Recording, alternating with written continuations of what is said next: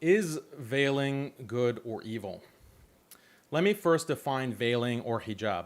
Veiling is not just a piece of cloth covering a woman's head. Veiling is an entire system of gender separation that keeps non-familial men and women separate from each other and out of view. When we ask whether or not veiling is good, we first must recognize that veiling is not exclusively Islamic.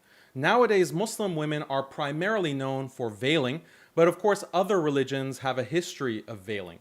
Christian nuns are well known, and numerous verses of the Bible reference and even prescribe veiling. Typically, the Virgin Mary is depicted with a full veil. Orthodox Jewish women are also required by Jewish law to veil after marriage. But veiling extends beyond just these three religions. The first historical documentation of veiling comes from Middle Assyrian law code of 1400 BC. Ancient Greek history also has many references to veiling. The earliest recorded reference is from 1300 BC. On the basis of statues like this one and literary references, historians have concluded that it was customary for women in Greece to dress conservatively and to veil. The practice of veiling continued in ancient Rome, where the veil was a symbol of the authority of a husband over his wife. Wives who refused to veil were seen as not fully committed to their marriages.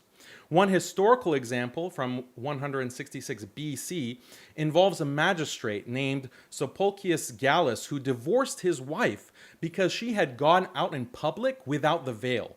He justified the divorce by saying, quote, "The law prescribes for you my eyes alone, to which you may prove your beauty. If you, with needless provocation, invite the look of anyone else, you must be suspected of wrongdoing." European women continued to don the veil throughout the Middle Ages.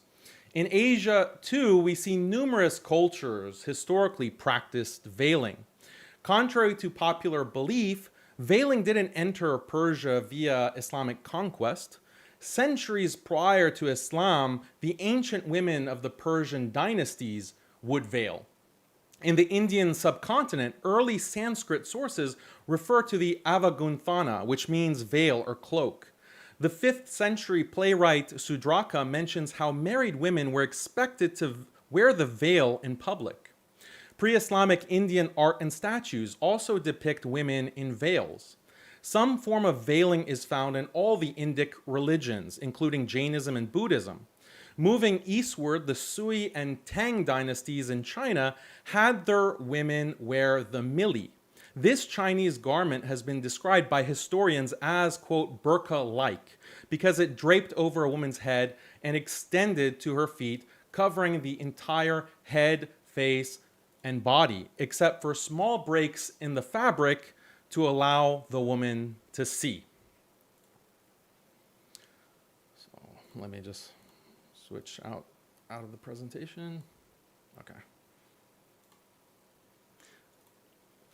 Veiling is found in countless cultures and geographic regions, but why is this? Why did so many disparate religions and cultures independently practice veiling?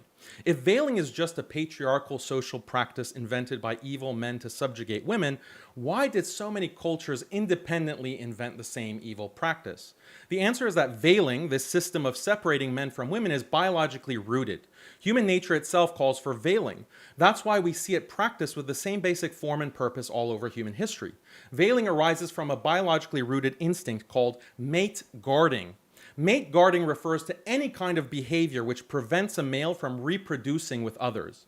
As world-renowned biologist David Buss puts it, desirable mates are always in short supply compared to the many who seek them, end quote. For this reason, animals use strategies to keep their mates and prevent others from accessing them or poaching them. For example, certain male insects like grasshoppers will grab onto a female after mating with her and refuse to let go. By doing this, the male prevents other male competitors from accessing the female. Japanese beetles take a similar strategy by moving in tandem with their females in order to cover them. In this way, the male beetle uses his own body to veil the female from being seen by other males. Male gorillas will mate guard by stalking their female mates and making noises to ward off other males. They will also build their nests directly under the female gorilla nests in order to physically block access to his mate. Male dolphins are really interesting. A male will guard his mate by allying with several other males. The group of males then use aggressive clicking noises to ward off other males while also physically blocking the female from going near them. Basically, these male allies serve as a kind of morality police, making sure the female doesn't stray. There are countless mate guarding strategies used throughout the animal kingdom, some more aggressive than others, but the objective is always the same: to prevent competing males from sexually accessing one's mate. In humans, men mate guard primarily by preventing women from mixing with other men and also by veiling them. Now, before you wag your finger at men for being controlling and insecure, realize that females also engage in mate guarding to limit their partner's access to other mates. In human women, they do this with strategies like limiting polygyny, requiring monogamy, making men wear rings or other indicators that her man is already taken, or she'll hang off of her man's arm when they're in public. Women also engage in what can be only described as slut shaming. Women will shame other women who engage in promiscuous behavior, especially if a woman steals another woman's man. Such women are labeled as homewreckers. Extreme social shaming is used by women to prevent this type of poaching behavior. Another major part of female mate guarding is to limit a male's ability to spend resources on other females and other offspring. Women do this by requiring men to commit a great deal of time and resources to them and their children, more time and resources than is strictly needed for survival. By forcing men to sink resources in things like mandatory dowry, maintenance, child support, etc., women hinder a man's ability to offer those resources to other women. This is how women are able to control and ultimately limit the sexual freedom of men, because men attract women with their resources. By laying heavy claim to those resources, a woman essentially makes a man less attractive and less accessible to other women in the same exact way that the veil makes a woman less attractive and less accessible to other men. And if you think the veil is more of a burden for women, you should realize that American law, for example, forces men to pay child support. That's up to 18 years of forced payment, even if he never wanted a child. And if the man misses a payment, he can be thrown in jail. Laws like this, which forcefully extract resources from men, severely limit men's ability to attract partners. Another way that we can understand mate guarding is that when men and women enter into a relationship, they've engaged in a reciprocal exchange. Both sides give and receive. But like any investment, both sides want to protect their investment. The main thing, but not the only thing, that biologically drives men to get with women is sexual access to their bodies. And the main thing, but not the only thing, that biologically drives women to get with men is access to his resources and his protection. Both of these investments are secured through mate guarding. Mate guarding is necessary because the investment of both sides can be compromised by the actions of the other side. If a woman gets impregnated by another man, that's a major loss for him. If a man deprives a woman of resources and spends it on other women, that's a major loss for her. So mate guarding is necessary in order to maintain the viability of these committed pair bonds. Islamic law institutes mate guarding in numerous ways. Islam criminalizes sex outside of marriage and implements harsh punishments to deter violations. Islam also requires husbands to provide and protect their wives and to financially support their children even after divorce. Islam also institutes gender separation. Women are required to veil, and by the same token, both men and women are required to lower their gaze. All this reduces the chances of infidelity and poaching. All this protects the interests of both men and women. Mate guarding and veiling have numerous benefits. I'll just mention two. First, women who practice veiling are statistically less promiscuous. In Muslim societies where veiling and modesty are still enforced, women have far fewer sexual partners pre-marriage than in modern liberal societies. This directly impacts the happiness of women. One study by Andrew Galperin showed that women, more than men, are hardwired to experience casual, uncommitted sex as deeply traumatic. Other studies show that women who have more sexual partners before marriage psychologically experience reduced marriage quality. Basically, women are less satisfied with their husbands if they've had a lot of prior experience with other men. They're also more likely to get divorced. So contrary to sex-positive feminism, more sexual experience does not lead to more long-term happiness. In fact, quite the opposite. Veiling blocks precisely this behavior. In this way, veiling is in the interest of both men and women by giving them what they want and what they need: committed partners and committed long-lasting relationships. The fact of the matter is, due to biological instincts, men are less likely to commit to women they view as promiscuous. So when women can't secure that commitment from men because of their promiscuous behavior, they'll naturally be depressed. This is why we're at all-time highs of female depression in our current day. The second benefit of veiling is that it increases paternal investment. Studies show that when a man is more confident that his partner is being faithful to him, he will spend more time and resources on the children he has had with that woman. This is due to the man being more confident that those children are actually his and not the children of some other man who has impregnated his partner behind his back. A woman who dresses modestly or veils signals to her man, consciously or subconsciously, that she is not sleeping around and getting impregnated by other men. This makes the man, consciously or subconsciously, more confident that he's the father of the children she gives birth to, and that makes him more likely to invest time and resources into those children. This is a huge benefit of veiling to society because paternal investment is one of the biggest indicators of a child's future well-being. Children who grow up without fatherly investment are more likely to fall into crime, to drop out of school, to end up unemployed, to have psychological problems, to be depressed, suicidal, addicted to drugs, and on and on. The reason all of these negative factors are on the rise in Western societies is tied to increased promiscuity, which creates less paternal investment. These social problems do not exist to the same extent in societies with stable families that have strong paternal investment due to far less sexual promiscuity due to veiling. To summarize, the practice of veiling is part of a much broader human practice known as mate guarding. Without mate guarding, you can't have the institution of marriage. You can't even have committed relationships in general. So veiling is not only a major force of good in society, it's also necessary for the future of humanity. It's driven by universal human instincts, and that's why it's been practiced by countless societies throughout history. Ultimately, many of the social and psychological problems that people in the modern West are suffering from could be solved or mitigated with the practice of veiling and sexual modesty that Islam teaches. But let me address some of your points. You're mentioning Mahsa Amini. So this is a complete hoax. She was not beaten to death. She was arrested and then collapsed from a medical condition in a police station. This is recorded on CCTV. The South Sea China Post also had that video published. So she was not beaten to death, and this is a complete hoax. That actually didn't happen. She just collapsed in the police station, and her family said she had a pre-existing condition. So I'm not a fan of the Iranian regime, and they commit all kinds of egregious crimes. But this claim that they beat a woman to death because she had 2 strands of hair showing is a complete hoax. When you talk about hair, like, oh, you blurred out my face or whatever, this is also ridiculous. A man's hair and a man's looks are not the same as a woman's looks. This is like saying that, oh, a random male villager who has like luscious locks in Africa or in Afghanistan or wherever is going to be a temptation to women, and women in the West are going to be drooling over that villager. Oh, look at his hair.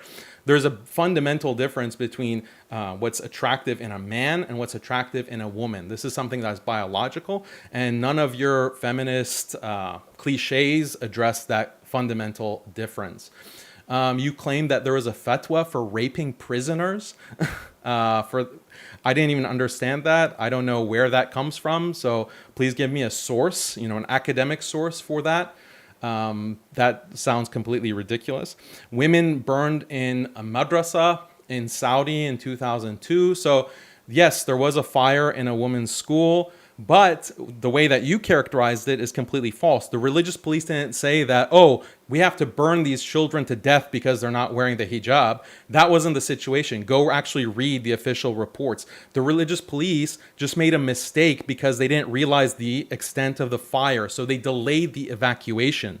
So that was a mistake about fire safety. It's not the same thing as saying, oh, we're going to burn children because they're not wearing the veil. That's absolutely ridiculous. And it's quite, I don't want to say Islamophobic, maybe racist, to think that people are so barbaric that they allow their own children to burn alive because they have hair showing. Like, you're just repeating the most ridiculous, hateful, far-right tropes about Muslims. It's quite appalling. With your claim about Omar, and the Prophet, peace be upon him, regarding veiling, and Omar is the one who invented the veil. This is also historically false. My opening statement explained how veiling existed in pre-Islamic Arabia. It's factually incorrect to say that Omar invented it or that this was something that originated with Islam. As I explained, there were many cultures that were around a millennia before Islam that practiced veiling, including in the Arabian Peninsula. Islam just emphasized and formalized it. What pre-Islamic women wore is that they covered their heads with what's called a khimar, but the Quran just simply commanded them to bring the khimar over the chest, to cover the chest. So that's, again, complete mischaracterizations from your part. You're talking about like Arab and Black African refugees in Europe raping women, like as if, what is that supposed to prove? Like, how is that relevant to hijab other than spreading more right-wing stereotypes? Afghanistani girls being purchased, like 6-year-olds, like what are the sources from this? Like, give me academic sources to back up these kinds of points, not just these what seems to be far right-wing racist sources that you seem to be quoting for the purposes of this debate. So, I mean, how much time do I have, James? You have 2 minutes and 40 seconds. So your entire argument was predicated on two massive lies. First, that you're saying that veiling is something specific to Muslims or Islam. It's something that Islam promoted. This is false. As we saw, there are countless historical examples. You also wanted to portray veiling as a form of misogyny and hatred of women. But as I discussed in the opening, veiling is just another form of a universal human practice known as mate guarding. Mate guarding has nothing to do with misogyny or subjugation. It has to do with securing the interests of both men and women so that they can have stable, long-term, committed relationships that become the building blocks of a healthy society. The modern liberal alternative that Nuria is proposing is an absolute dystopia. We are at a point in history where, due to porn culture, women are more exposed and more uncovered than at any other time period. Yet we're also seeing unprecedented levels of depression and mental illness from women. These things are deeply connected, no matter how much atheists like Nuria will deny it. Now, Nuria might say that contemporary porn culture is bad, but that doesn't mean we have to start veiling. Actually, that's not true. It's a binary between veiling and porn culture. Those are the only two options. Why? Because as soon as you open the door to women showing their beauty in public, it creates a race to the bottom. This is because women compete with each other to attract men. Just look at Western history. European women initially were wearing burqas in public in the Middle Ages. But then one woman decides to show her face. Then another woman decides, well, I'm going to show a little bit of hair. Then another woman says, okay, I'll show some hair and my neck too. Another says, okay, well, to stay competitive in the sexual marketplace, let me show some leg. Let me wear a miniskirt. Let me show some cleavage, and on and on. Standards of covering completely devolve until you arrive at our current situation with OnlyFans and sexting and women posting their genitals for millions to see online. Once you open Pandora's box, that's what happens, and history has proven this over and over again. Veiling is necessary to keep that box closed. And there's empirical studies that show this as well. I mentioned Andrew Galperin. You can also look at Gregory Webster's life history theory. Basically, women who grow up in households where the mother is more promiscuous and there's no father influence, those women end up regretting uncommitted sex, but they just regret it a little bit less than women who grow up with a father figure. So this becomes a perpetual cycle. This becomes a vicious cycle, and it brings the entirety of society down with it. And we are seeing that dystopia all around us. So I can't understand how someone like Nuria, you don't have to be a Muslim to recognize that this is a problem. Depression of women, suicidal thoughts of women, that 1 out of 3 young girls is suffering from suicidal thoughts. That is connected to the kind of social media that pushes pornographic images, pushes women in a state of undress. Okay, so let's just get to the last thing you said, that women are not at the most depressed that they've ever been. Like, this is a documented fact in so many studies. Jonathan Haidt just released, he's from Yale or NYU. He just released a huge article on the levels of depression in young women at the highest levels ever. The highest rate of suicidality, like suicide thoughts, depression, mental illness. How can you deny something that is... So it even has a name for it. It's called the happiness of women paradox, women's happiness paradox, because just like you, people say it doesn't make sense, but here's the empirical data showing the rates of depression. Are you just going to deny that empirical reality? No, Daniel, I know you always come with these skewed stats and empirical data that matches whatever you have to say. But again, you can't, how are you connecting that to everything that's happening in the West right now? How are you oversimplifying that entire problem? What do you say? First of all, do you acknowledge that that's the case? Do you acknowledge that you don't acknowledge that people are at the highest levels of depression? I haven't seen these stats that you claim to. You can read off anything off the screen. I don't need to believe. I'll refer to people. The Paradox of Declining Female Happiness by Betsy Stevenson. You can find it on Yale Law Review, I believe. If you Google search it, that's the first thing that comes up. The Paradox of Declining Female Happiness. So people can see it on their screens and not think I'm just making it up. You can go to Jonathan Haidt's article. He just published it. Here's the reference. Social media causes negative mental health outcomes. And in the first paragraph, he says that 57% of young women have persistent hopelessness. Persistent hopelessness. That's almost 2/3. Nearly 1/3 have seriously considered suicide. Like, it's very callous of you to not acknowledge this empirical reality. I think that this is important to address. Social media is a global phenomenon. What is your point? Social media is a global phenomenon. You don't think people in the East or in Arab countries or around in Islamic countries are using social media? But it's a problem. It's causing depression. Why is that? Are you not interested in... So you acknowledge that depression is at all-time highs now? Or you still want to deny it? No, sure, I'll give you that. But you can't... Okay, so what could be the causes of it? Like, do you think it's healthy for young girls to just constantly be exposed to women using all kinds of makeup and wearing all kinds of clothes that are revealing clothes? Do you think that causes depression or not? Do you think being forced into a marriage at 6 years old causes depression or not? We're talking about veiling here. We're talking about veiling. The debate topic is veiling, not every single feminine issue in Islam. You're gish galloping. Why do you think that there are body standard issues that affect a woman's self-confidence or a young girl's understanding of her body? Do you know what anorexia is or bulimia? 100%, I agree with that. Like, hypersexualizing a little girl would give her mad body issues. I agree. No, it's just through access to images, access to videos, access to undress and nudity. What about that's been normalized in society. Daniel, what about being like I said, this is something that is found in every single pre-modern society. So you want to say that Muslims want to. One sec, just to be sure that I love your guys' enthusiasm, but just to be sure there isn't too much over speaking over each other, otherwise they can't hear either side. Yeah. So the thing is that it's every society, not that every society wants to keep women invisible. Every society wants to protect this important relationship of marriage and a committed relationship. And to do that, you have to reduce promiscuity. And the thing for men, they are visual creatures. They are enticed by a woman's looks. Women are also enticed, but they're just attracted to different things, like a man's status, like a man's wealth. And so Islam and all of these other cultures, they take measures to reduce the possibility of infidelity, because that causes all kinds of problems for society. That's why every culture, pre-modern culture, every religion, pre-modern religion, had these kinds of practices in place. That's what mate guarding is, and it's something that's biologically rooted. Islam is just the only religion that has preserved veiling as an aspect. But you saw the slides, you saw those pictures. This is Yeah, that well proves documented. nothing, Daniel. That proves It nothing. does. Oh, some It people does in the prove a past lot. did it, ergo, it's the truth. No.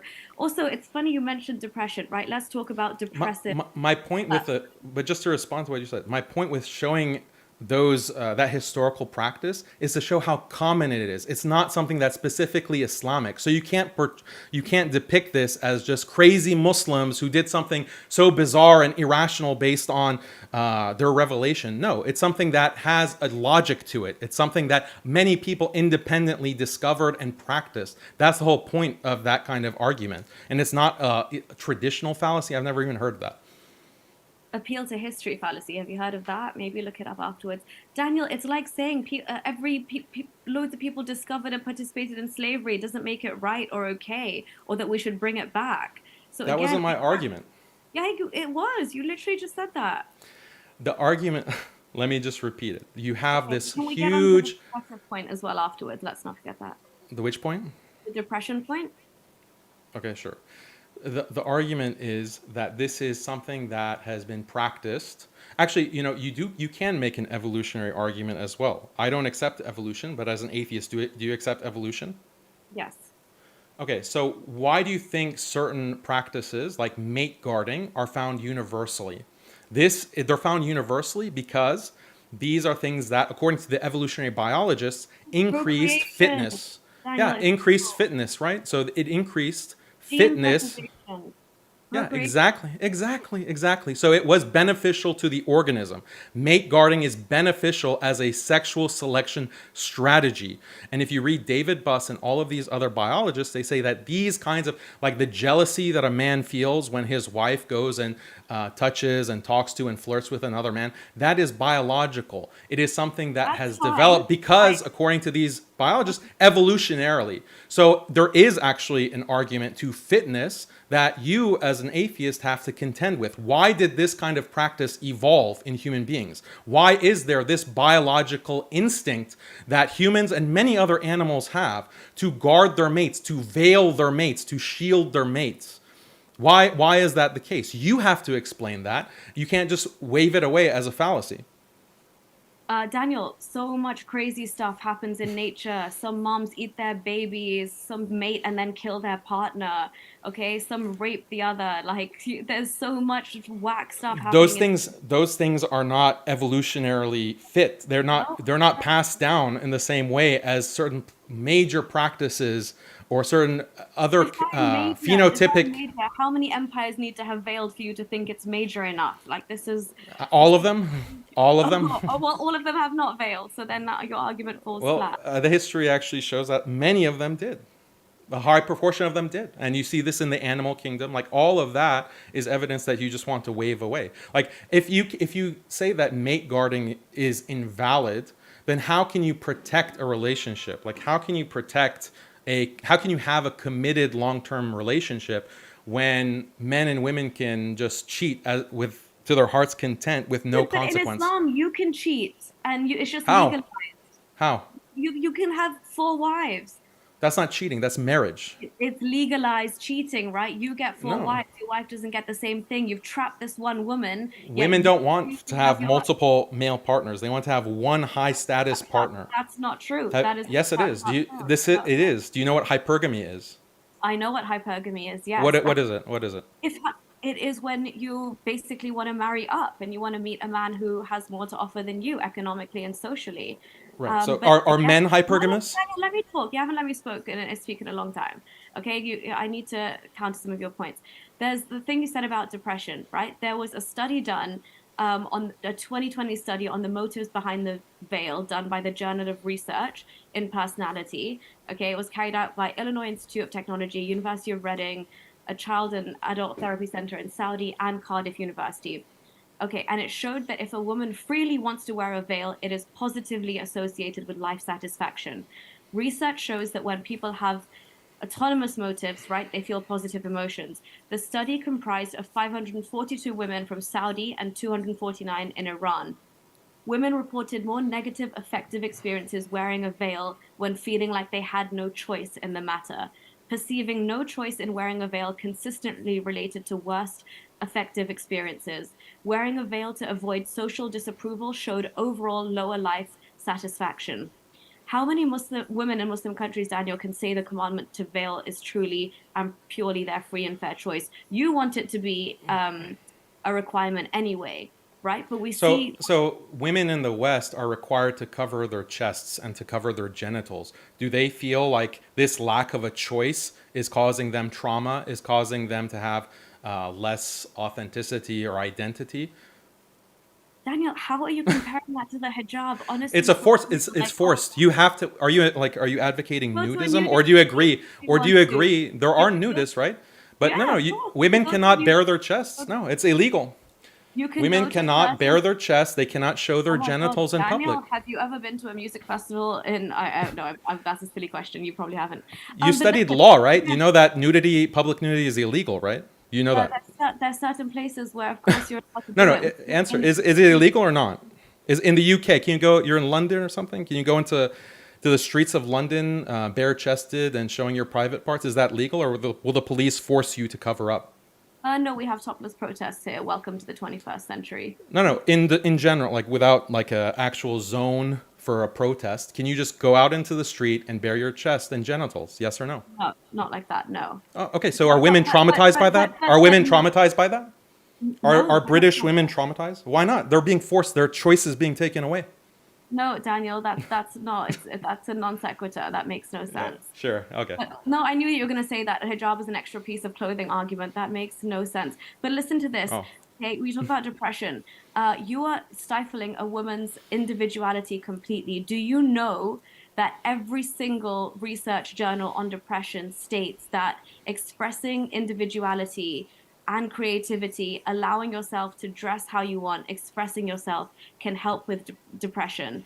So Muslim men who force women like you to dress strictly one way can actually cause depressive symptoms since I mean, these you women. haven't explained the overarching phenomenon that you have the highest rates of depression and you have the most possibility for self-expression. You can do all kinds of nudity and pornography online, and it's completely legal. If we have the highest levels of nudity and ability to express yourself through your naked body, then we should be seeing euphoria and high levels of satisfaction in society among women, but we don't see that.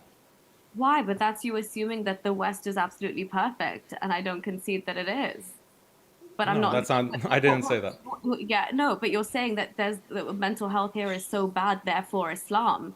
That makes sense. I didn't say that. I just wanted you to acknowledge that mental health, for women specifically, is at all-time, terrible levels. What helps explain that? Part of it is body dysmorphia caused by images, constant Daniel, images of people that's like saying, okay, "Yeah, laugh about it. It's a explain the good other laugh." factors. Women Explain the other suffering is a good factors. laugh. Women Explain the other suffering factors. is such a big Oh, it's laugh for funny you. you say that when you're the one that wants to cage them in, rape them, beat Yeah, them. Have the this is authority just to do called that. ad hominem, or this is just a straw man that you're Yeah, creating. Where but did I talk about raping women? Like do you you're so agree? bigoted. You're so bigoted and Islamophobic that when you see a Muslim, you just say, "Oh, Yeah. you want to rape and beat women." Like that's your right wing bias. It's really Daniel, disgusting to see Daniel, this much hate. Daniel, I thought I was arguing with someone who has an Daniel, education in in your law, not a bigot. Let's in kick your it over. perfect Sharia world, would you not be allowed to beat your wives? Right So now, where you're sitting, you can't because the police will be onto you. But in your perfect world, would you not be allowed to discipline your wife? So, spousal discipline is something that exists in every single religion. Christianity in the Bible advocates it. Judaism in the Hebrew Bible advocates it. The Talmud advocates it. Buddhism advocates it. Buddhism says to beat your wife. Jainism Okay. Daniel, advocates it. Daniel, Hinduism advocates it. don't make So, fake this is claims. something that Daniel, spousal prove it. discipline is something that is. Prove Prove it. it? Prove that Buddhism allows Okay, for hold on. spousal beating. Okay, We will. I'll prove it to you right now. We'll wait.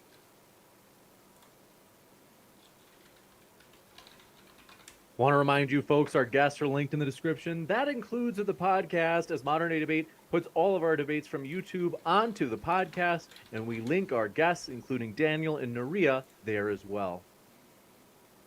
All right. I also have a video on this on my channel if everyone wants to see this quote unquote wife beating in every religion, but since she's calling me out for proof, so let's see. One Buddhist treatise states, quote, "A nun of 100 years of age shall perform the correct duties to a monk. She shall, with her hands folded in prayerful attitude, rise to greet him and then bow down to him. This will be done with appropriate words of salutation.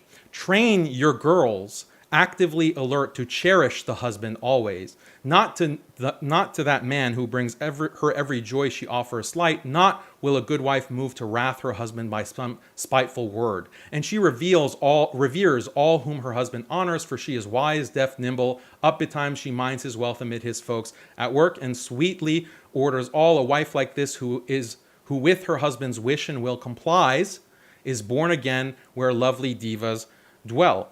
And then the Buddha is quoted as saying, "Are impure, foul-smelling, frightening, dangerous women. They betray their friends. They're wrathful, hostile, of virulent venom, double-tongued, and they betray friends. For the most part, they are adulterous." He also states, "Women are lustful, profligate, vile, and degraded. Why be passion-tossed for a vile woman?" If you look at the Thammasat from Thailand, the religious law, Buddhist religious law, it advocates polygamy, slavery, sex with slaves. Go and look at the Dhammasat. That's another legal treatise, which quotes as meaning of the wife, should be well admonished, and only the open palm of the hand used, meaning to strike her. Daniel, so this is well documented. From the Buddha is himself. Is this saying from the Buddha or not? I read you the Buddha statements about women being vile, venomous snakes, and he advocated. Is that the Buddha himself? Yeah, saying? the Dhammasat is based on the Buddha's teachings.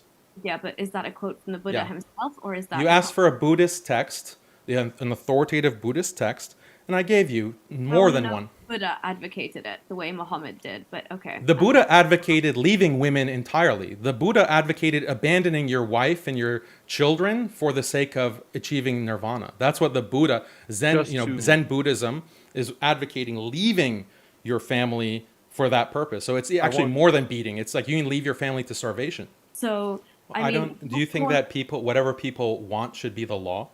Like just whatever people subjectively think is good, like they should be allowed to do everything. We have laws that restrict people's choices, and the laws are supposed to be based on what is actually going to help society, what is going to help the individual. So I'm not against. You're saying that it's going to. I'm not against. Yeah, so that's the whole evidence I gave in my opening statement, that veiling and gender separation reduces promiscuity, and this is proven. Look. Go to Religion and Sexual Behaviors, Understanding the Influence of Islamic Cultures and Religious Affiliation for Explaining Sex Outside of Marriage by Amy Adamczyk in the American Sociological Review. She talks about how the levels of cheating, infidelity, and promiscuity and STDs are far lower in Muslim countries and Muslim societies. Look at the HIV rate in Africa. Muslim countries in Africa have the lowest rates of STDs and HIV compared to other countries. Is this due to gender norms, gender separation, veiling? Yes, absolutely. Read the studies. Daniel, there's also studies show that women engage in just as much casual sex and everything, regardless. So where? What study? What study? There are studies that counter your claim. Cite it.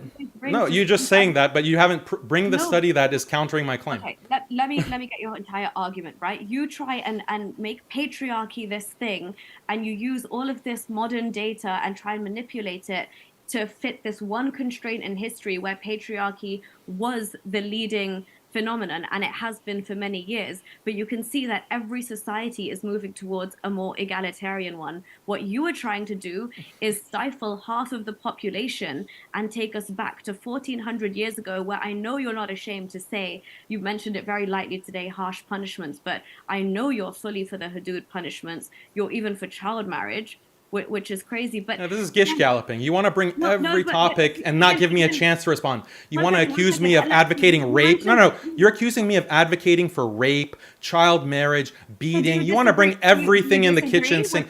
Yeah, I disagree. Go ahead. So you are just throwing out these kinds of accusations because there's no time for me to respond to all of these things. So this is called gish galloping. It's a shotgun tactic in debates, and it's quite dishonest. Stay on the topic of hijab. We can have a separate debate on these other issues, and I have debated them in other debates with other people. So yeah, I completely disagree with your characterization. It's just a right-wing, bigoted characterization against Muslims and Islam. Like, this is not a respectable debate tactic that you're using. Go ahead and explain to me how you can mate guard. Explain to me how all of these societies have mate guarding practices, veiling practices. It's argued to be something evolutionary because you also see it in the animal kingdom. Explain how what we're seeing today with the opposite, nudity, pornography, spreading all kinds of images of women, which leads to promiscuity, how that can be possibly better for society. Daniel, first of all, you can't equate mate guarding to the hijab. That's also an unfair, corresponding thing. How that doesn't work. But also, okay. First of all, you're saying that you're going to make women happier by veiling them. Tell me how is a happier marriage going to occur when a woman is forced to do something she doesn't want to do? An unhappy wife does not equal a happy marriage, right? Okay, I understand. I'll even concede your point. Men are natural born protectors. I agree, right? Women are. Do men have any obligations in marriage? Do women have any obligations in marriage? Yes, to be an equal Like what? partner, as a teammate. No, partner is not an obligation. What is a duty of a wife? Like, does a husband have a duty to provide for his wife? Not to provide for his children? No, just love, respect, and trust. So a man can impregnate his wife. He can impregnate his wife, and he can just leave, and she's stuck with children, and he has no consequences. That's not actually what the law says, right? Well, the law in Islam says he can, if he lives in the GCC or Pakistan, he can text message her talaq 3 times and never see her again. In Islam, he still has to pay child support. He still has to take care of the child according to his due. So Islam and the Western system acknowledge that there are obligations. There are obligations, right? So men have obligations. Do women have any obligations in marriage? That's why we have the law. We don't need Islam to do that for us. Do women, in whatever law it might be, Western law, Islamic law, do women have any obligations in marriage? But what do they bring to the marriage? No, because you're setting out predefined ones. I'm saying let two people decide for themselves. Why do you? But the man can't decide for himself. I just explained how the man cannot decide for himself. He is forced by law to pay for the women that he has with his children. He has to be held accountable for the decisions that he makes and the contractual agreement that he's made to enter into a marriage. But I asked you if women have any obligations, and you can't think of a single one. Yeah, women can just do whatever they want. Women have the child-rearing obligation. That's always on the woman. Oh, so they don't have reproductive choice? They can't abort whenever they want? Up to a certain level, yes. Okay, so then what's the obligation? That's the question. So you just negated your point. When the man has left, she can opt out. She can opt out of rearing the child. How? Through abortion. How can you? Not every state in America even permits abortion today. Women in the West are still fighting. So you agree with those laws then? You agree 60 seconds.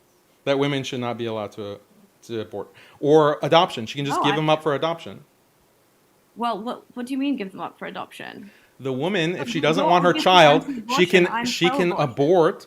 Yeah, exactly. That proves my point. She can opt out of raising children in multiple ways, through abortion, through putting the child up for adoption. A man can't do that. Do you know some? A man can't do that.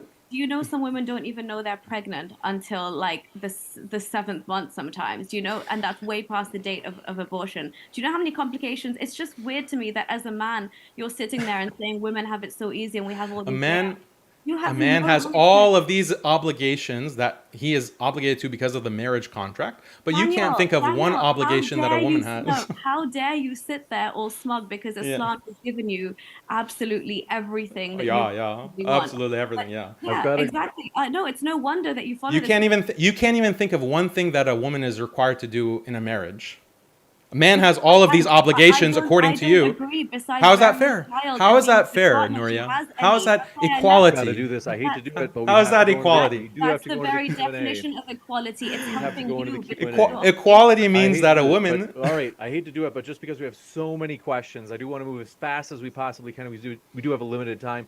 This one coming in from, do appreciate it. Want to say our guest only. Yeshua the King says, is it true when living under Sharia? And by the way, we really do want questions to be focused on the topic. So they said, is it true when living under Sharia and you refuse to no longer wear the hijab as a Muslim that you can be killed because covering is a binding scholarly consensus that would constitute apostasy? No, there is nothing like that. If a woman decides not to veil, she will face all kinds of shaming. She will, just like a woman who in the West decides to go around topless at work or, dresses promiscuously in the workplace. You have all kinds of dress codes in schools. HR has all kinds of policies in every single company on how a woman can dress and what part of her body she can show and not show. If people violate those dress codes and those norms, there is social sanction. There are consequences for that. That exists in every society, including in Islam. But it's not a death penalty. This is why we see that veiling has been the dominant practice throughout history in many diverse societies, independently of each other, because they all came to the same conclusion that veiling is an excellent way to prevent promiscuity, to prevent infidelity, to prevent children outside of marriage who have to suffer because this is. I've got to move. I've got to give you. I can give you a chance to wrap up, Daniel, but then I got to go to the next one. We've got so many questions. Well, give me a chance to wrap up instead of her interrupting me while I'm talking. The question was for me, so if I'm going to get all these questions about Islam, then I should get the opportunity to answer them without getting interrupted. Yeah, but you can waffling. But go ahead. Well, no, it's ahead, not Daniel. waffling. Yeah, so like I'm saying, the reason that you see this practice throughout societies is because it works. There's a clear benefit to it, and the West still includes some of these veiling practices, but it's going away in favor of this porn culture. This one coming in from, do appreciate it. They say the moment you take off the veil and walk a path of promiscuity, you're just telling everyone that you're trash. Even the Western man, we already know what he says about you in their rap songs. Your own doing. I think that's for you, Nuria. Oh, was that more of a comment at me, or was it a question? I don't think they mean that you're being promiscuous. I think they're just saying that this is about women in general who take off the veil. Oh yeah, no, I mean that's the first accusation we've always got. Oh, you left Islam or you took off hijab to go and do this. It's exactly the same narrative that Daniel peddles. They don't understand that people can live fulfilling lives just by having empowered choice. Daniel, I could go out in a bikini tomorrow or wear an abaya. The fact is that I have a choice to do that. I'm not going to end up like Mahsa Amini, who I can't believe you so cheaply said that the way she died wasn't even real. But yeah, that's a complete weird narrative they peddle about people who take off their hijab. The fact is, many of those girls were coerced to wear it in the first place. There's hardly any families where there's not societal pressure or familial pressure or duress behind wearing it, or the ostracization from society, like Daniel was talking about, the strict punishments, I don't know what he called it, societal laws or whatever you said. But yeah, it's not the case. This one coming in from Daniel's buddy, Harris Sultan, says, thank you, Daniel, for proving Muslim men with archaic cultures and animals like gorillas. Is Daniel going to justify human sacrifice too? And we'll give you a chance to respond to that because it's not quite on topic. Yeah, I don't even know what it means, like human sacrifice. Like, what are you talking about? The fact that atheists like Harris Sultan and Nuria and whatever other loser, their idea of humanity is we are evolved apes. So the fact that apes, gorillas, chimpanzees, all of these different animals have this kind of mate guarding behavior, including veiling, forms of veiling with the animal's body, or with nesting. You have to explain this as an atheist. Like, why is this common? Why is this evolutionarily adaptive? So don't call Islam ape-like or whatever. That's your, belief system in evolution. So it's like a self goal. This one coming in, they say, today you tell us where you stand. Do you stand with the believers or stand with the Munafiqeen? Please do tell us, O enemies of Allah. What's a Munafiqeen? Hypocrite. Munafiqeen means hypocrite. Okay. I don't know, what does This that one even mean? from Harris Sultan Strikes Again says a study published in the Journal of Sex Research in 2010 found that men and women were equally likely to engage in casual sex. Why did you ignore this study, Daniel? They were equally likely to engage in casual sex. Actually, women are more likely to engage in casual sex in the West, in the liberalized West. Why? Because of all kinds of technologies like Tinder. If you look at the stats, women are much more involved in casual sex because they can just use apps to get white one night stands whenever they want. It's men who are actually not getting any access to sex. A large percentage of men, around 50%, are basically celibate because they can't find a partner. This is a tragedy. This is something that's extremely depressing for men, and Islam has a solution for that kind of celibacy, forced celibacy that people have to endure. What's creating this situation is feminism. It's empowerment of women. It's nudity. It's pornography that women can just go and hook up with whomever that they want. They are getting much more sexual access than men are. So this study, Harris Sultan can't even cite a study properly, like give the full name of what it was, but it's based on, it's contradicted by a ton of other evidence. Sommer, thanks for your question, says Daniel mentions that the veil is not a piece of cloth, but a term that's symbolic of gender relations. Can conservative gender relations be preserved without the piece of cloth or similar garment? How? Yeah, because mate guarding is a large phenomenon that includes not just veiling, like the piece of cloth is part of it, but also gender separation. And there are societies that didn't have veiling. I never claimed that every single society had veiling. The majority of them did. But even the ones that didn't, such as certain hunter and gatherer societies, they didn't necessarily have the veil because that kind of technology wasn't developed at that time, but they had gender separation. They did have gendered spaces like the woman's tent or the woman's domicile versus where men could gather. So this kind of gender separation has always existed. Mate guarding has always existed because it is a biological phenomenon. Veiling, though, is a very effective way of doing that because women will have to move around society and come in contact with strange men. And in order to avoid temptation and in order to avoid promiscuity, veiling is an excellent way to prevent those kinds of harms that can come to society through that behavior. You got it. This one coming in from Abdul Rahman says, out of curiosity, what qualifications does Nuria have regarding Islam? Did she read pamphlets to get knowledge like Phi expert Harris Snailton?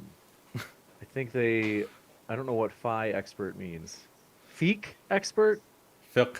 I think he means fiqh, yeah, which is like, yeah, the Islamic jurisprudence and stuff. But hypergamy is a woman's desire for someone who is higher in status. It didn't go away with the sexual revolution. Women still, including you probably, do you want to marry someone who's bigger and taller than you, who is more wealthy than you, who has more muscles than you? Like, do you want that in a spouse, or do you want someone who's smaller than you? More muscles than me. Well, Okay, that's hypergamy. So hypergamy didn't go away. Hypergamy didn't go away with the feminist revolution. Do you understand that what I'm saying is that there was a point in time where women had no choice but to rely on that when everything was determined by the man you married? You just admitted. To go to. We're moving beyond that now, where women. How are you moving beyond it? Need you. You just said that. That's what you personally desire, is a man with more muscles than you. So how have you moved beyond it? As a society, we don't need men in the same way, Daniel. That's what I'm trying to say. From the 20th. Why do you need a man with more muscles? Look, you're being so childish. I'm not even responding to that. You know we're biologically built different. How is that even like? How does that make sense to you? A man with, if he has less muscle than me, is he what? You need to move beyond it. You need to marry a man who's smaller than you, weaker than you, like he's under 5 foot. A soy boy. Yeah, you need to find a soy boy so you can move beyond hypergamy because society doesn't need it anymore. Why don't you move? Why don't you move beyond these hateful, poisonous, patriarchal? Are these the young eternal boys you're waiting for in Jannah, Daniel? Is that what you're referring to? Sure. This one coming in from Ananya Mouse says, and I think this is supposed to be sincere, even though I know it can come off as a barbed question. They say, should a woman be allowed to lead a country if she happens to be having her cycle? I think they're asking, and I think that they're actually sincere, even though it is a offensive question. Yeah, I think they're asking. I'm not going to clarify that with a response because that's a very, very lame question. Daniel, this has to be one of your followers, surely. Like only a Muslim could ask the question like that, honestly. I mean, do you find the period as something shameful? Why can't you answer that question? Not at all. I don't find it shameful. Then why can't you dignify it with a response? No, you're not going to rile me into this corner because I think that's a disgustingly stupid. Is menstruation?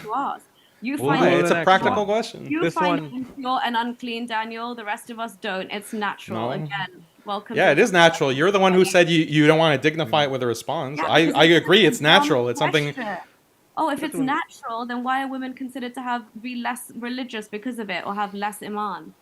No, where's that from? You're just making stuff up now. You don't know the women have less iman because they have menstruation. The Prophet said you can't fast or pray when you're menstruating, therefore you're deficient in religion. Is that not? That doesn't mean less iman. Like you don't understand the hadith. It doesn't say they have less iman. Yes. Oh my goodness, it does translate. Why are you lying to the public? Why do you lie? Where's iman in that hadith?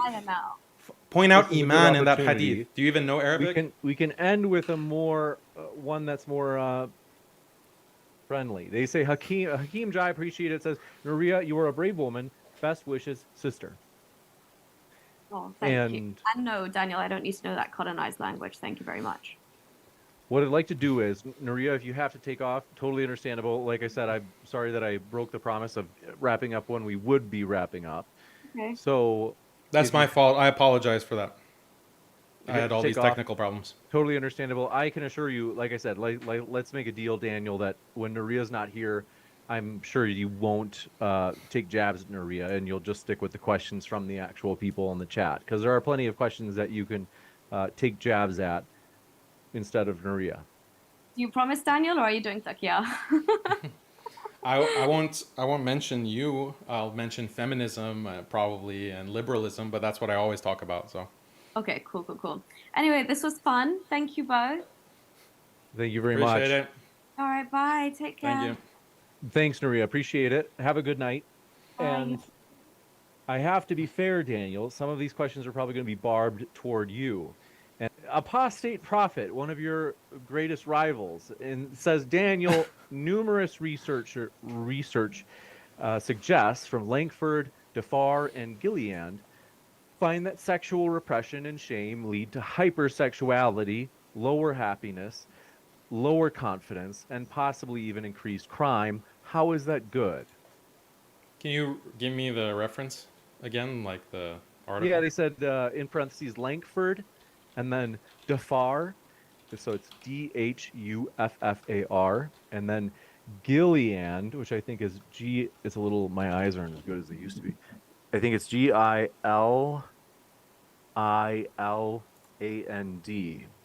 in parentheses. And what was the name of the article?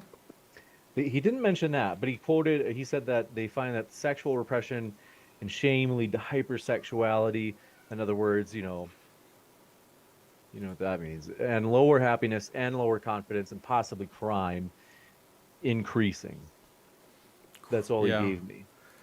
Yeah, I don't know about crime increasing because of repressed sexual shame. Like, we can look at the crime stats in Muslim countries. We can look at, again, the STD rates. We can look at the rate of promiscuity in societies that veil.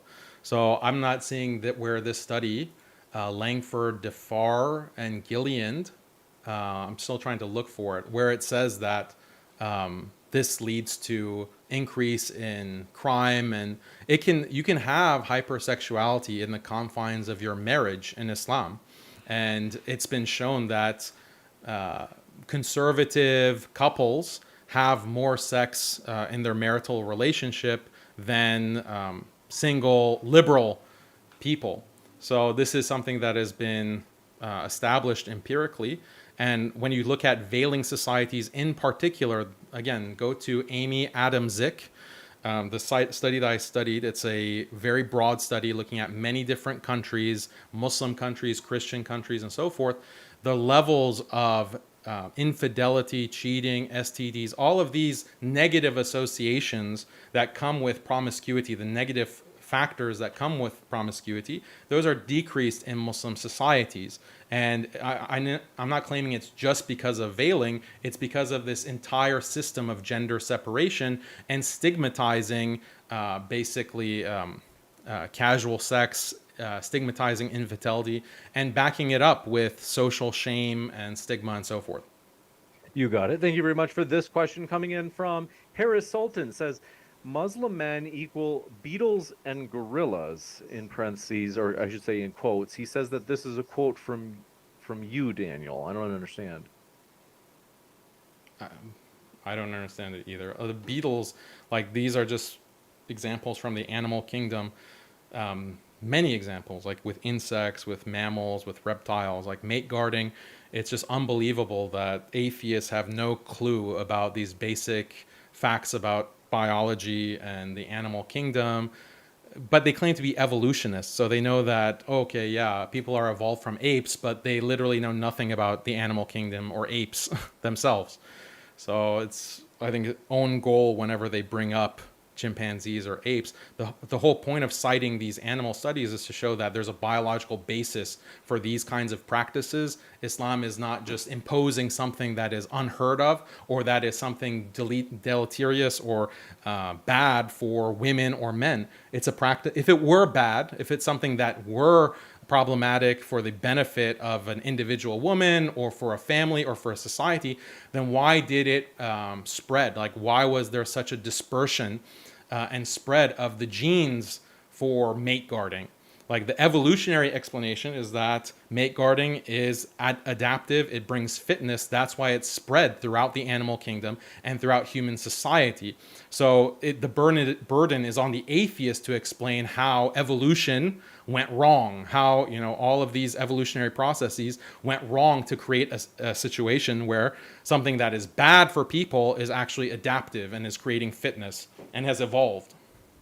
This one coming in from, do appreciate your question. Hira Rodriguez says, Daniel used history and independent study to make his case. You got a fan out there, Daniel. This one from ES1002 says, on Reddit ex-Muslim, there's a video of a kid that was beaten for not wearing her hijab right. Why does a little girl need to cover herself, Daniel? Why?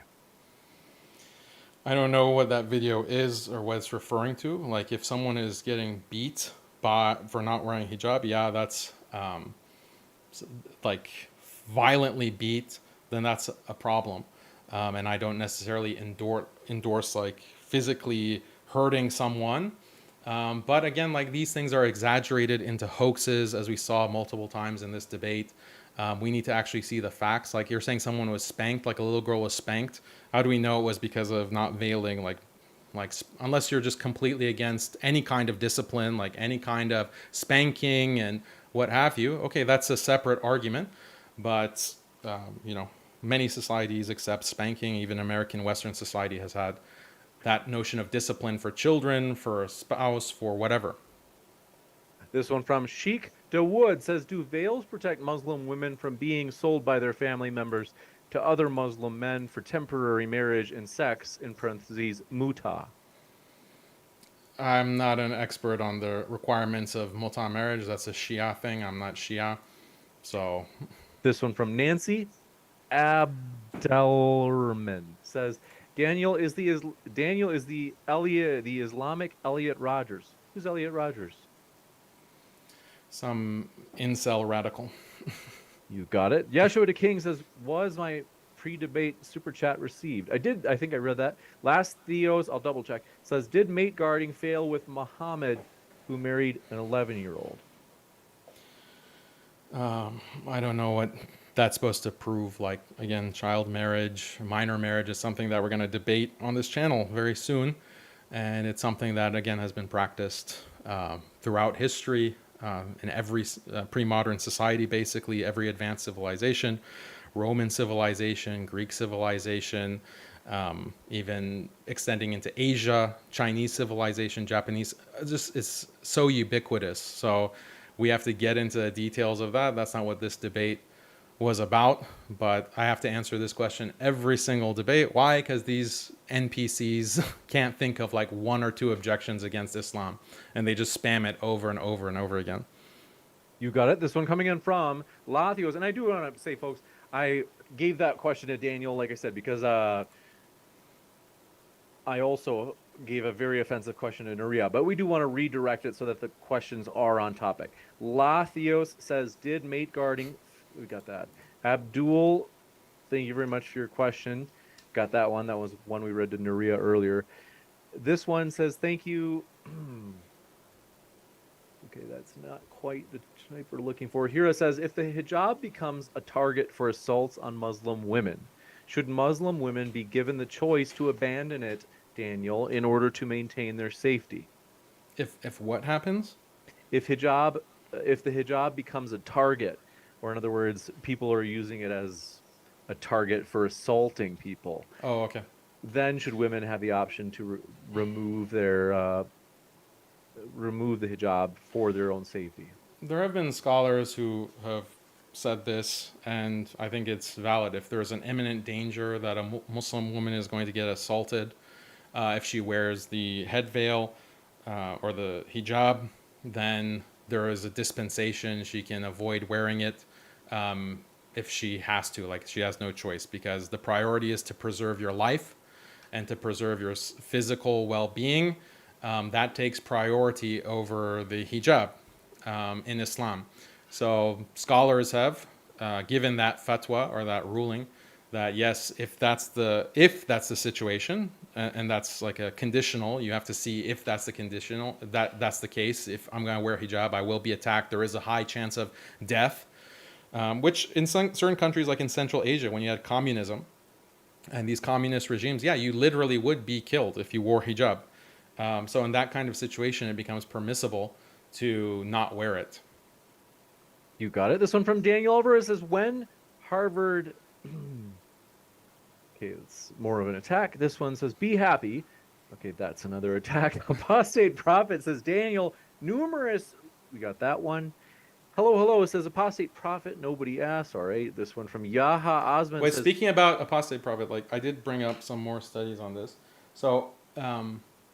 unmarried men engage in more crime.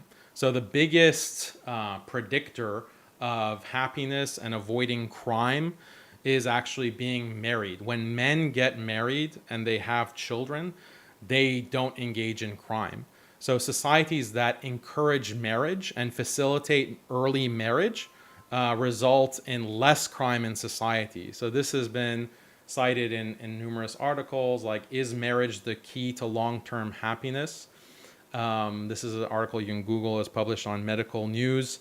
And then fatherless single mother home statistics also show the same kind of thing. Children growing up in single parent family households, like all of these statistics show that when you have single men who are not attached to a family in one household, they're more likely to engage in crime and create all kinds of violence in society. That's why we see crime rates going up in many places in the Western world. You got it. This one coming in from, do appreciate your question. Osman says, isn't there a superior power dynamic for women in terms of sexuality, just like for men in terms of violence? And shouldn't there be restrictions? Yeah, absolutely. There should definitely be restrictions. And that's why I was trying to argue in this debate. Like marriage, for example, or any kind of relationship requires give and take. Both sides have to have certain obligations, certain duties, and they also are able to receive certain benefits. That's what a reciprocal exchange is, and that's what all relationships are based on. So when we talk about marriage, Islam has a very clear differentiation between the husband and the wife. The husband is obligated to provide for his wife, whether he wants to or not. Like if he fails to provide for his wife, there will be Islamic legal consequences, and the judge can actually rule against him if he fails to provide for his wife and kids. That's an obligation. That is, he's being forced to do that. So are there any what about his wife? Does she have any obligations? Yes, she has an obligation to be a loving wife, to give him sexual access when he wants it. That doesn't mean that this is marital rape, as right-wing trolls will say. That just means that she has an obligation. If she fails to meet that obligation for no good reason, just out of spite, she doesn't want to give her husband access to sex, then she becomes legally liable. That doesn't mean he can go and beat her black and blue and cause her physical harm. And Islam is very clear on the kinds of steps that he can take to pressure her, like, okay, fine, you're not going to give me sexual access, that I'm not going to talk to you, or I'm not going to sleep in the same bed, like you're causing this kind of rift in the relationship because you're not meeting your end of the bargain. In the same way that if a man was in a marriage, he commits to a wife and to protect her and her children and provide for them, he just decides to unilaterally, oh, I'm not going to pay for anything. I'm not going to pay for rent this month. I'm not going to buy food for this month. That causes serious harm to the relationship, and there needs to be consequences for that. Every legal system creates those kinds of consequences. Unfortunately, in the modern Western liberal system, all the consequences are on men. All the consequences and obligations are on men, whereas women have this kind of accountability-free, no-fault divorce. They can just deny a husband, like, yeah, no, you're not going to get any sex. No, I'm not going to do anything around the house. I'm not going to contribute to anything in this marriage. And guess what? I'm going to divorce you, and I'm going to take half your property. I'm going to take half of your possessions, and I'm going to get custody of your children. So this is a very unjust, immoral system. It's causing all kinds of disasters for society. Islam has a more balanced system, a superior system where each side has obligations. There are consequences. There are accountability if you don't meet your obligations. When you make a commitment for marriage, that has to mean something, just like any other contract. No-fault divorce that we find in the feminist West is a destruction of that very basic justice that keeps society together. You got it. This one coming in from, do appreciate it. Harris Sultan said a study published in the Journal of Social Science and Medicine in 2016 found that women in the United States reported higher levels of subjective well-being, e.g. happiness, than women did in the 1970s.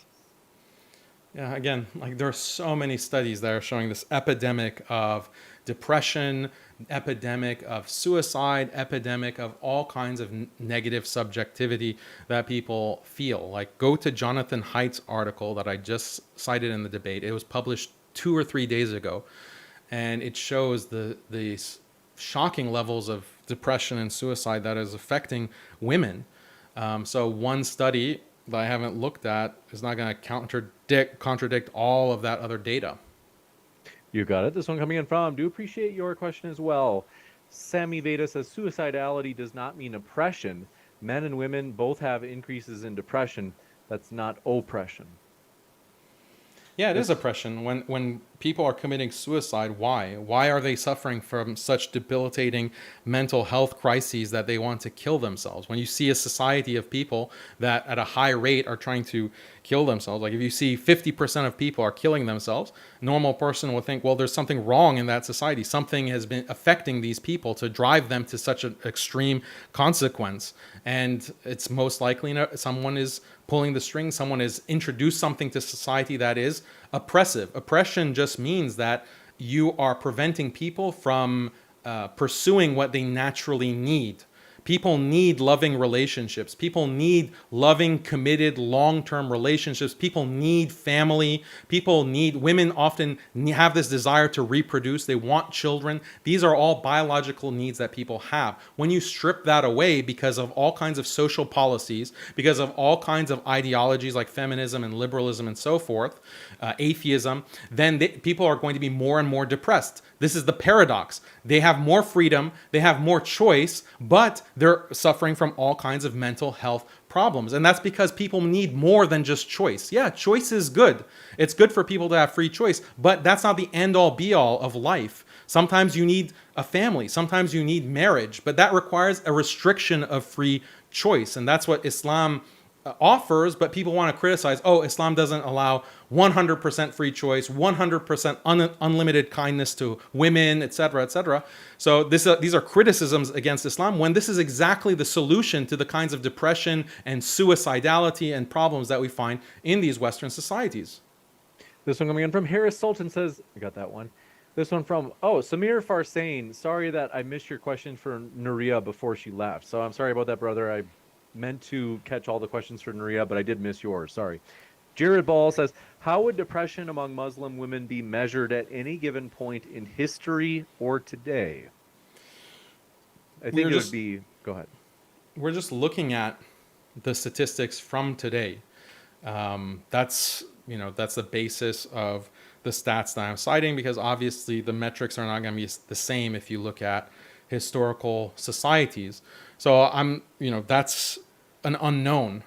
My guess is that the rate of depression is going to be less. Why? Because when we look at the limited amount of data that we have from the past 80 years or 70 years, or maybe even far back as 100 years in the West, as society becomes less traditional, as family ties break down, as marriage becomes less and less common, more and more people are not able to find committed relationships, then that is correlated. That is directly correlated with depression. And when it comes to social media, that's not even a correlation, that's causation. And causation has been proved that social media usage creates depression.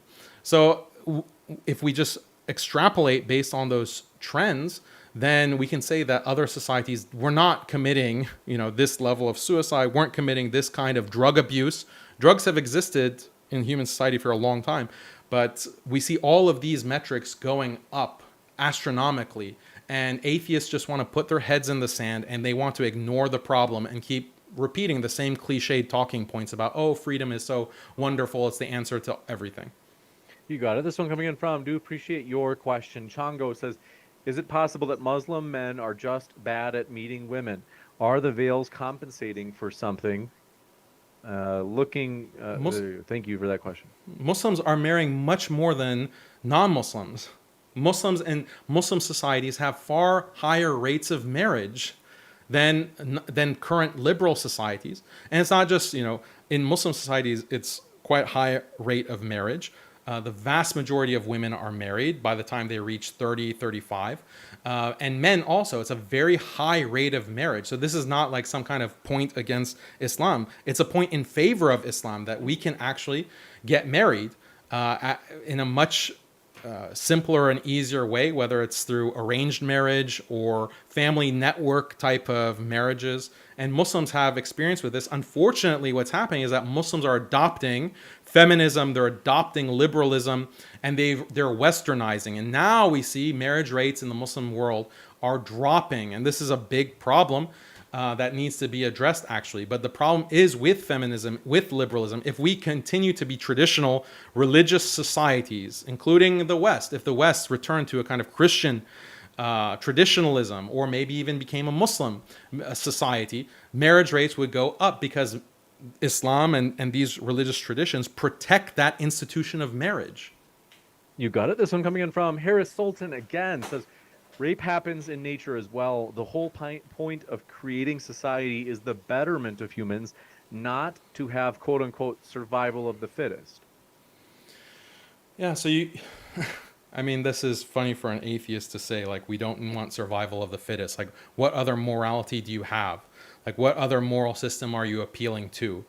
That is the atheistic metric, is survival of the fittest.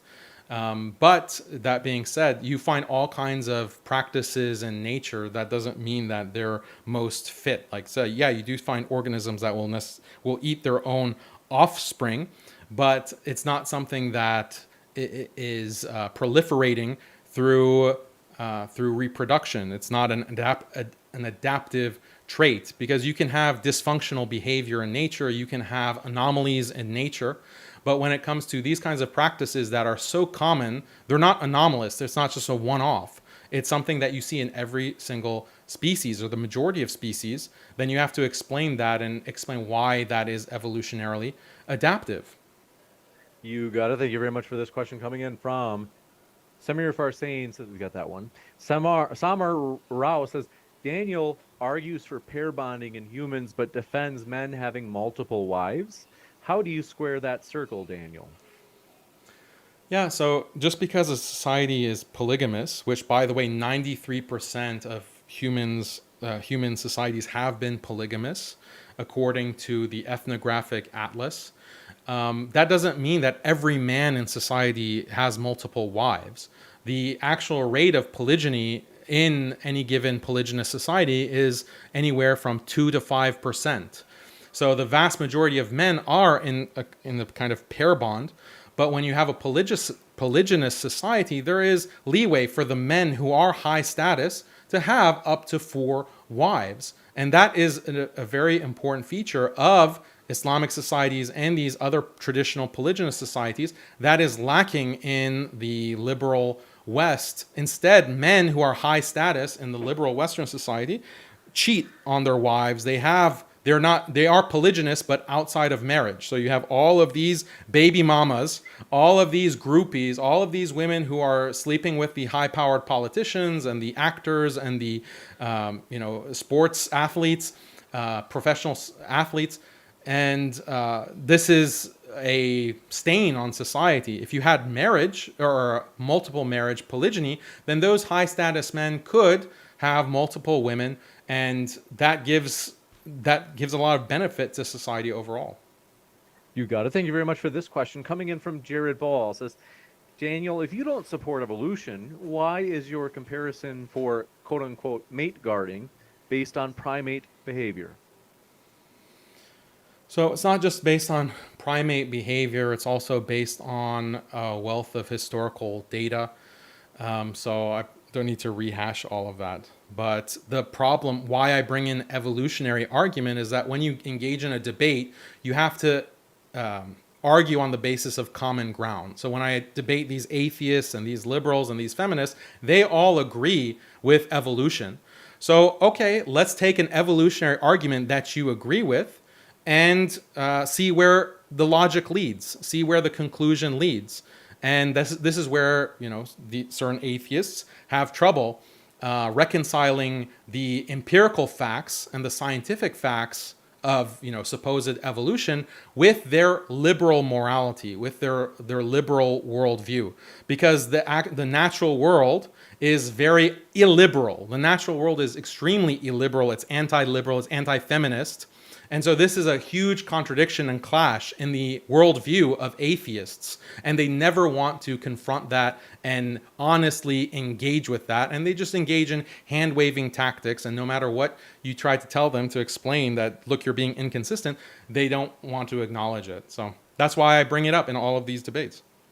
Abdul Rahman says, majority of scholars like Kurtubi, let me know if I'm saying it right, say marital rape is not allowed. Let's see. Okay, that's actually Coffee Mom says, Daniel, do you believe your worldview contributes to or alleviates the depression that women feel? Of course it alleviates it. Of course it alleviates it because it provides what women want. Biologically, they want marriage, they want long-term committed partner. They want, they're hypergamous, so they want a man who has higher status, who has bigger muscles than they do. Islam facilitates that, but the kind of liberal Western model, the feminist model of just free sex, promiscuity, this literally leads to the depression of women. I cited multiple studies about how women who engage in casual, uncommitted sex experience that as trauma. They might not admit it. They might not admit, oh, I feel empty inside. I feel devastated by what I've just done. But all of the empirical evidence shows that they do. They do feel very bad and have all this kind of regret for that kind of sexual activity. So, of course, a religion that prevents that is going to be better for women. whether it be Islam, whether it be Judaism, whether it be Christianity. I agree. I think that if society was Christian, if I would much prefer that, and I think society would be much better. Women would be much better off if the West returned to a kind of traditional Christianity. Depression of women would go way down because women would get what they want, which is having these marriages, having children, living very happy, fulfilled lives as wives, as traditional wives in those kinds of relationships. You got it. Thank you very much for your question. Coming in from Samuel Bass. Says, question for Daniel. The law for nudity is equal for both genders in the UK. Are you advocating for the burqa for men?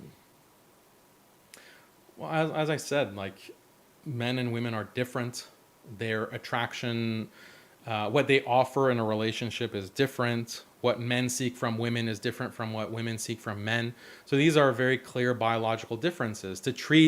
For the law to treat men and women exactly the same, despite these kinds of major differences between the two sexes, would be injustice. It would be oppression. That's the definition of oppression, because, again, you have these needs that people have based on gender differences, but the liberal feminist law, is treating everyone exactly the same. Islamic law does not treat the genders the same. It treats them differently because it acknowledges the differences in biology, the differences in psychology, the cognitive differences between men and women, the bodily differences.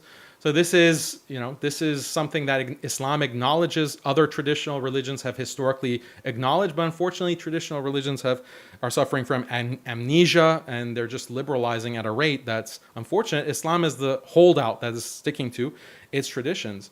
And ultimately, like, we can ask, will women veiling make them more or less happy? And the thing is, we don't care only about what makes women happy. Like, let's imagine that veiling actually makes women more depressed. Imagine. What effect does it have for the rest of society? What effect does it have on families? What effect does it have on children? What effect does it have on the elderly? What effect does it have on men? Like, does that not count as part of the equation? We have to have a holistic view, not this kind of gynocentric, women-centered view of, what is going to make women happy at all times. I just believe that veiling does actually make women happier, but it also does much more in improving society and benefiting society as well. We have to have that holistic picture, as opposed to women-centric. We only care what makes women, what affords women the most amount of choice with the least amount of accountability. That's the kind of liberal feminist model that's destroying society. This one from Harris Sultan says, that's some Buddhist saying, not Buddha himself. Can't remember what. Is Hair Sultan ignorant about Buddhism? Because the Buddha wasn't just one person. He had different manifestations according to Buddhist theology throughout history. So according to Buddhist theology, you can have multiple figures who are the Buddha, the manifestation of Buddha, or the avatar of Buddha at a particular time in history. So I don't think Hair Sultan knows anything about Buddhism. He doesn't know anything about Islam. He just reads pamphlets about Islam and then tries to have a whole career based on bashing Islam. He maybe don't get into other religions because it seems you're deeply ignorant about them. This one coming in from Brian W. says, Daniel, the traditional Muslim dress for men and women had a practical purpose to protect from sand and dust. However, here in the States, it does not apply. So why wear it here, as it just serves to set you apart from other people who are not Muslim? Again, it's a practice that has existed in many societies that didn't have sand. Muslim societies are not just societies in the desert. Muslims have been veiling in Spain, in Andalus, in North Africa, in the tropical parts of the subcontinent, in Southeast Asia, Malaysia, Indonesia. This is a really bigoted understanding of Islam only being limited to the desert. For hundreds of years, literally for hundreds of years, over a millennia, Muslims have lived in all kinds of tropical regions and non-arid desert regions throughout the world. The tundras of Central Asia, Muslims have lived there. In Anatolia, Muslims have lived and civilized and thrived in all of these different parts of the globe, and they've practiced hijab. They've practiced veiling, as you see Muslims practicing it today, and many non-Muslims convert to Islam and they take up veiling as well in the United States. This one from Ken Usapak says, Daniel, isn't there disagreement between Muslims on what covering is required, hijab versus niqab? Niqab's a whole other level of covering that includes hiding identity, etc.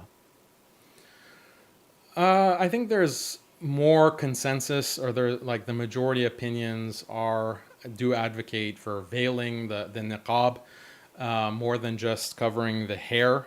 Definitely within Muslim societies, it's expected that if you're in a Muslim society, you're going to don the full face veil, and this is what Muslims practice. But again, like there's a lot of liberalizing pressure for Muslim women to start exposing more and more and more of themselves. But if you went, 100 years ago in throughout the Muslim world, whether you went to Egypt or Turkey or Malaysia, women in public were, when they were in public, were fully veiled with the niqab. It's only in our current times that this is, even in certain Muslim countries, this has been associated with like extremism and terrorism, and this is part of the whole global war on terror (CVE) policy, countering violent extremism policy. Where if you're a man who looks like me and has like a long beard, or you're a woman who covers your face, that means you're a potential terrorist, and there's all kinds of negative consequences from that kind of Islamophobic policy that's been imposed by the West, by the US and EU against the Muslim world to stigmatize basic Islamic practices that were very common in our history, like full face veiling. You got it. This one coming in from, do appreciate it. Excuse me, but says, single wealthy women are the happiest, Daniel. Okay, let me see the stats. I mean, what I hear about are these old women who are single, who are overdosing on antidepressants, painkillers, drinking wine. Like this is the common reality of being an elderly single woman. Doesn't matter if you're rich or poor, because women don't derive don't derive happiness from status in the same way that men do. Women aren't competitive in the same way that men are. So if you are, this elderly woman in your 50s and you don't have any children, you don't have any family around you, this is why that demographic is the highest in its usage of antidepressants. This is the reality that I don't see any of these atheists or feminists engage with, but it's to their own detriment, because that's your future. That's the future of yourself or your daughters. I don't want that for Muslims or non-Muslims. So I don't understand, what do you have to gain by portraying the reality in this false way that, oh no, single women in their 50s are the happiest that they've ever been. Okay, well, all the antidepressant statistics, pharmaceutical statistics are contrary to that. This one coming in. Samuel Bass says, question to Daniel, why are you referring to biology to sustain your argument when Islam doesn't acknowledge evolution? I think it's basically the same question as a previous one. Islam does acknowledge biology. Islam does acknowledge biology in the same way that every religion acknowledges biology in some way, because we're human beings that have been created by God. What I meant to say is, they say when Islam doesn't acknowledge evolution, quote unquote.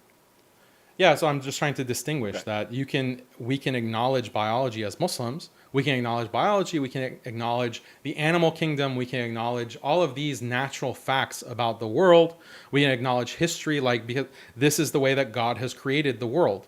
So we can understand the wisdom of veiling when we see how it's practiced throughout the animal kingdom or through history. We can better appreciate the value of Islamic guidance. So there's no conflict there between that kind of understanding of veiling or mate guarding in any practice and Islam and a rejection of evolution. Deborah Gray says, veils don't cure depression. They don't cure depression. And then said, oppression is never a betterment for any society. Well, yeah, it depends on how you define oppression. Liberals define oppression as, if I don't get to do exactly what I want when I want it, then I'm being oppressed. Like that's the kind of cartoon understanding of oppression that they trot out in these kinds of debates with Muslims or with Christians. But in reality, liberal legal systems restrict people from different choices that they can make. So is that oppression? The fact that the law is, for example, telling you that, you can't go and start dealing hard drugs, for example, or you can't, engage in certain kinds of, like, you can't drive 100 miles per hour on the highway. You can't, transform your house into a theme park right in the middle of the neighborhood. Like, all of these restrictions, or in the workplace, all of these kinds of restrictions, or in school, all of these restrictions that limit your free choice, what you can do as an employee, as a student, as a citizen. Liberals don't experience all of those regulations as oppression. So that's a major inconsistency. We have to look at what is human nature.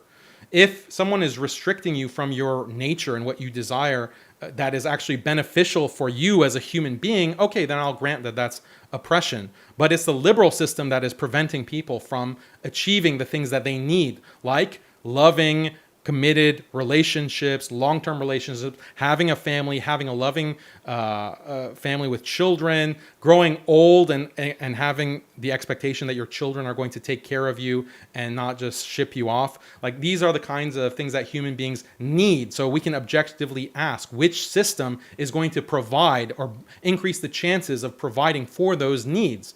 And in all these debates, I make the case that Islam is the one that's meeting these basic human needs, and liberalism is what is destroying and counteracting all of these needs that human beings actually have. This should be a wake-up call for liberals that your system that you're advocating is a cancer. You have to get rid of this and look elsewhere. Hopefully you'll look to Islam, but even if you don't look to Islam, you look at Christianity, you look at traditional Buddhism, that is better than this cancer that is destroying the entire world, destroying every culture and country in the world. This one from Harris Sultan says, "Thank you, Daniel, for existing. You destroy Islam more effectively than us." Well, according to the people who watched our debate, Harris, they don't have that opinion. So, this one from Brian W. says, "Daniel, you are saying that women should veil to keep men who cannot control themselves from abusing them. Why?" Can you repeat that? I didn't catch the first part of it. He said, "Daniel, you are saying that women should veil to keep men who cannot control themselves from abusing the women. Why should women do this?" No, I didn't say abusing women. Like, if a woman is not veiled and a man comes and assaults her or kills her, then that is a violation. That's a crime that he's committed. That's not what veiling is about. Like, veiling is supposed to decrease the promiscuity, decrease the rate of inappropriate gender interaction in society. And it's not about what men can do to control themselves versus not. Like, in the same way that women, as mate guarding strategies, as I explained in the opening, they require, like, a dowry, for example, in marriage. Or women expect that a man is going to provide to the relationship and provide child support and provide protection, like all of that kind of resource investment that the husband or the man in the relationship has to provide. That decreases the amount of money that he has to spend on other potential women. So his attraction, that man's attraction, his attractiveness is decreased because of these requirements and obligations that are put on him within the marriage. And if you want to say that, okay, men shouldn't just control themselves, well, women should just control themselves and not require, men to have money or status or looks or all of these kinds of features that women are looking for in a partner. They should give all of that up. They should give up mate guarding. They should give up any expectation of child support. They should give up any expectation of maintenance throughout a relationship. But they're not willing to do that. And that's what came out in this debate is, do women have any obligations? Do women have any kind of accountability in a marriage? And we didn't see a response to that. Instead, we said, oh yeah, I want a man who is bigger than me and has more muscles than me. Okay, well then that comes with certain kinds of costs and accountability, but you're not willing to pay it. You got it. Thank you very much for this question. Coming in from excuse me, but says, "Women, life, and freedom, down with patriarchy." This one from Apostate Prophet says, "The parentheses, or I should say in quotes, paradox of the decline of female happiness. This is a famous paper from, I think if I remember right, it's like 2007. Says, is a study which says that developments over the decades have not made women happier. And by developments, he means, I think, feminist aligned developments or changes. He says, shows that despite these feminist developments over the decades and women's simultaneous declines in happiness, he says that the reason is that these feminist developments have not made women happier due to persisting imbalances. In other words, like societal imbalances, like prejudice toward women or systematic things that prevent women from getting ahead. He says this is a study for equality. Daniel doesn't read his own references. No, the title of the paper is Paradox, because the explanation or the question is, we should at least see a trend line, right? If women are, no one disagrees that women are more empowered than ever. Women have more resources than ever. They are in higher positions of authority. There are more female CEOs now than ever. So yeah, we're not going to get a perfect, like this is from the feminist perspective, we're not going to get a perfect egalitarian society, but at least things should be getting better. Depression should be getting less. We should see a movement in all of these lines. Instead, we see the opposite. We see things are trending up. That's what the paradox is. And that's what, none of these guys can explain, is why even these researchers can't explain it, because it goes against, of course, the people who are writing that paper, Betsy Stevenson and these researchers, of course they're feminists. Of course they're liberals. Like, that's why they're calling it a paradox. It's not a paradox if you just understand human nature and you understand that, look, the liberal system that is proliferating is actually contrary to human interests. It's actually contrary to what is going to bring everyone in society better outcomes. So it's no surprise that you're seeing the increase in depression, increase in crime, increase in STDs, increase in all of these sociological and personal psychological problems. It's no surprise, obviously. But it's a paradox for the liberal. It's a paradox for these researchers that, despite themselves, they don't want to admit that, oh, we're getting more and more of what we want through all kinds of social policy, but actually people are getting worse off psychologically in terms of other sociological markers. That's what you have to explain. You got it. This one coming in from Sahid Lifam says, they said, I said it before, I'll say it again. No one can beat our beloved Daniel. This one from XK says, let's see, this is more of a super chat directed at your critics, namely Apostate Prophet and Harris. So we'll save that for another time. This one from, read it. You should read that. They're getting, how many questions are these guys getting? It was more that it was just kind of an insult, but basically, which I do want to encourage you folks to let's stick to the topic. This one coming from, speaking of damaging children, let's see. That's actually for Naria. I don't want to. They say Harris Sultan says, Sahid. Well, okay, since he's addressing him, I guess I'll read the original one from Sahid. Says, yeah, this is the one that was basically saying, Daniel won and Naria lost, and Harris Sultan addresses them in a super chat saying, Sahid Lifam is simping his co-wife beater hard. Both are going red. Just take the L. Yeah, I mean, this is all that these guys have is name calling. Like, they can just make these libelous accusations against me.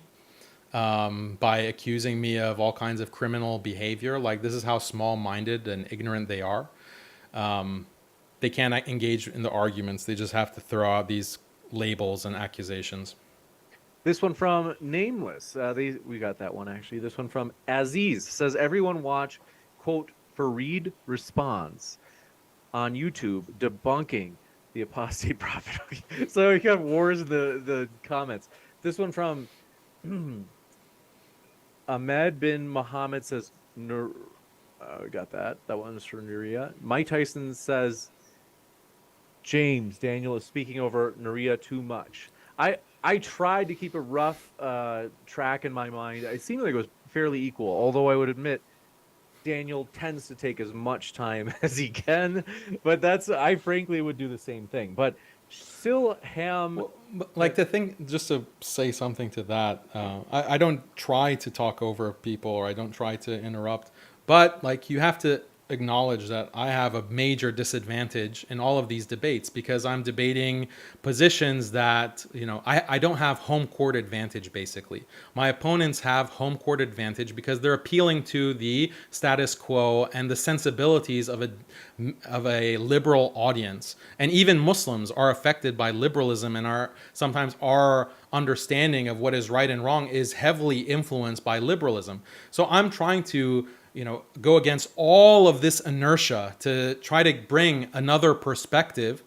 That takes time and it takes a lot of framework that I have to lay and argue for. So I really want every single second that I can get in order to be able to make it interesting. Otherwise, who wants to come to a debate where, veiling is oppressing women? Don't you agree? Yep, we all, see the opposition can't really make a good argument for it. So yeah, Islam is just as barbaric as we always thought. Like, that's boring and it's stupid and it's a waste of everyone's time. Don't you want like a different perspective? Like, if you are a liberal audience member, don't you want to see what other possibilities there are? When I watch a debate, I get excited, and that's why I appreciate modern day debates, and I appreciate James's moderating. You bring these very controversial topics, and what I enjoy in a debate is to see like the controversial position bring something that I haven't thought of myself, because I'll say, oh yeah, of course, this is wrong, but then my expectations get undermined or they get subverted by a great argument. That's what I enjoy in a debate, not to just have my own biases reconfirmed to me. Like, I don't benefit, I don't get any value out of that. You got it. This one coming in from, do appreciate it, Siham Kadur says, Naria will go. Okay, this one from XK says, great job, Brother Daniel. And Lath, I think did I do this one? Says, hijab does work. Look up the video, quote, walking in hijab for 4 hours, unquote, on YouTube. When not wearing it, she got catcalled 200 times. When wearing it, well, actually, technically, I don't want to read that because technically that would be directed at Naria. This one from Harris Sultan says, human sacrifices were also practiced in ancient cultures. Would you defend those too, Daniel? Yeah, there's plenty of practices in many cultures that are wrong. That's why I refer everything to Islamic standards to see what is right and wrong. Just like you refer everything to your broken, incoherent, illogical liberal standards. And I judge them according to an Islamic standard to determine if they're right and wrong. It just happens to be the case that so many of the things that Islam considers right match up with human nature and also match up with the practice of so many different civilizations throughout history. In the past, when Muslims and Christians would debate, or Muslims and Jews would debate, you know what they would debate? They would debate the actual theological meat of the different religions and try to make philosophical or logical arguments to prove that one theology is correct and the other theology is wrong. They weren't debating something like quote unquote child marriage. They weren't debating something like veiling. They weren't debating something like patriarchy and differences in gender roles. You know why they weren't debating those things? Because that was the status quo that every society had been practicing for literally millennia. It's only become a topic of debate now because Islam refuses to go with the liberal status quo. Islam refuses to reform itself to match up with this liberal hegemony that is imposing itself on the entire world and destroying the entire world. Islam refuses to do that, so it becomes the object of critique in every place that liberalism conflicts with Islam. But the good news is that it's very easy to rebut this kind of argument from liberalism because it's so easy to show how liberalism actually creates a worse society, creates a worse set of outcomes for people and their families and their marriages and so forth. And many debates, including the debate that I had with Snailton, prove that and shows that.